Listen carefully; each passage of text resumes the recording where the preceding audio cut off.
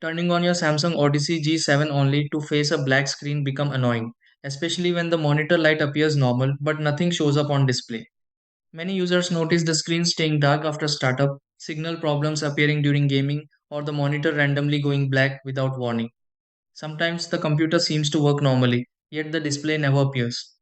In many situations, a Samsung Odyssey G7 black screen issue can happen because of loose display cables, incorrect input settings, refresh rate interruptions, or temporary signal communication problems. Before pressing random monitor buttons or reconnecting everything repeatedly, these are the steps you can try to fix this and restore the Samsung Odyssey G7 display properly. 1.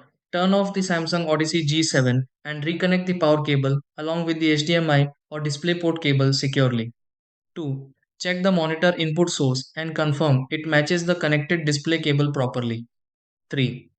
Restart the computer and allow the Samsung Odyssey G7 a short moment to detect the display signal automatically. 4.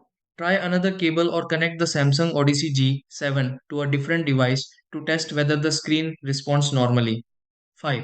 Adjust brightness or refresh settings if the display appears briefly and confirm whether the black screen issue improves.